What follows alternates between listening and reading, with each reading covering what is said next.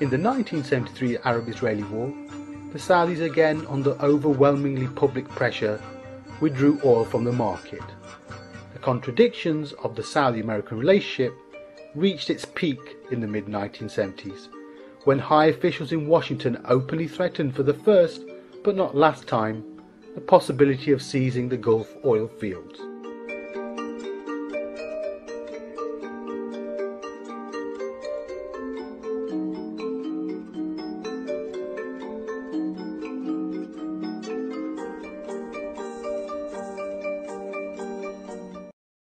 The total value of American arms sales to Saudi Arabia over the past half-century approaches $100 billion, with over a quarter of the contracts signed in the 1990s. These figures include weapons, support equipment, spare parts, support services and construction. Essentially, however, although they have been purchased by the Saudis, they are used by the Americans. The initial entry of the American armed forces in the kingdom occurred at the end of the Second World War, when the United States built a modern airbase at Dhahran, near the Hassa oil fields. All the while, the Saudi rulers tried to keep the American military presence at low profile, aware that it was a provocation. And with this presence, little pockets of American life sprung up across the kingdom.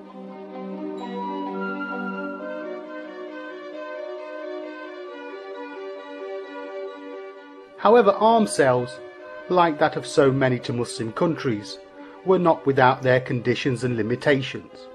President Carter's sale of advanced F-15 fighter aircraft in 1978 was only approved under conditions that limited their range and offensive power because of fears that they could tip the regional balance against Israel.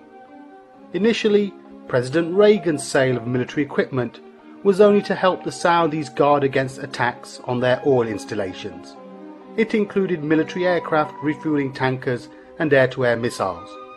When Israel raised strenuous objections to the sale, the packages were scaled down and special restrictions placed on the use of the aircraft.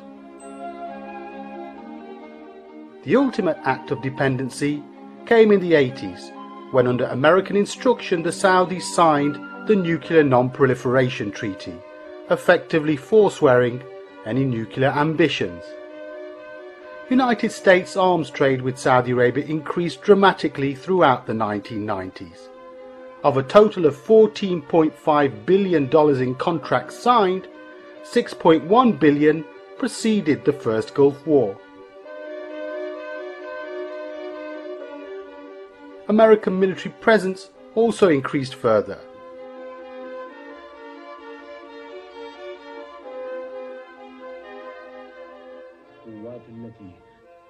These forces are participating in joint exercises with Saudi Arabia. Their presence will be temporary. Before the launch of the Gulf War, Cheney declared, "After the danger is over, our forces will go home." But Western forces have remained in the kingdom, even in the absence of any formal agreement on their status. Instead, they informally established themselves under the pretext of the dual containment of Iran and Iraq, particularly enforcement of the no-fly zones. America had complete autonomy, often mounting large air raids from Prince Sultan Air Base upon Baghdad, without even providing prior notice to the Saudi government.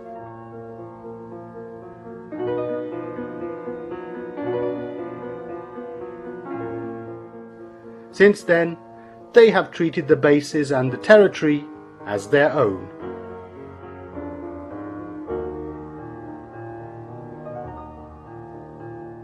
Subsequent arm packages worth tens of billions were designed to permit the rapid deployment of the United States ground forces from Saudi in the event of any Middle East hostilities that threaten American interests. These large arms sales and the Gulf Wars have also helped keep American defense contractors' production lines open and have been quite significant for the US balance of trade.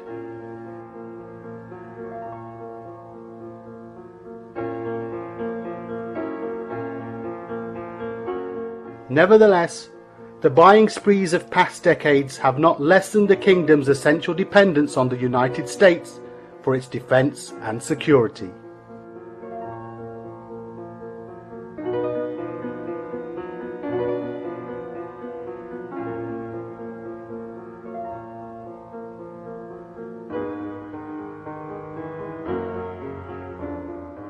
During the 2003 occupation of Iraq, Saudi Arabia secretly helped the United States, allowing operations from at least 3 air bases, permitting special forces to stage attacks from Saudi soil, and providing access to cheap fuel. Publicly, American and Saudi officials have portrayed the US military presence during the war as minimal and limited to Prince Sultan Air Base. In truth, the Air Command Center was in Saudi Arabia.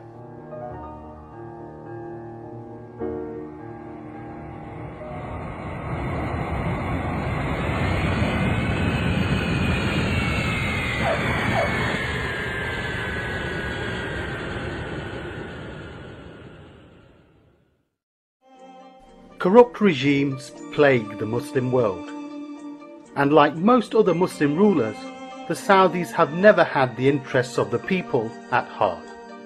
When not servicing the needs of their masters, their next most important concern has been to rob Arabia of its revenues. The Al Saud clan has lived in extreme luxury. Fahd alone boasted at least 12 royal palaces, ranging from the $2.5 billion Al Yamima Palace complex in Riyadh to a cottage 4 times the size of the White House in Marbella, Spain.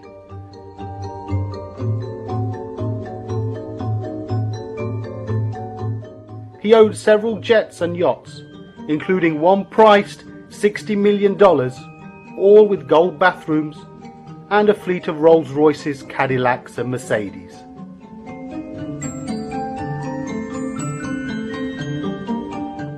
In the meantime, the income of the average Saudi citizen fell from $14,600 per annum in 1982 to $6,800, and unemployment among those who have already left school hovers around 25%. The gap between the tiny ruling minority and the people is stark. While one Saudi princess flies her hairdresser from Europe first class and pays him $5,000 a cut, in Hafr al-Batin, 50 kilometers from the Kuwaiti border, 60,000 people are living in shacks with no electricity, sewerage, and only minimal food.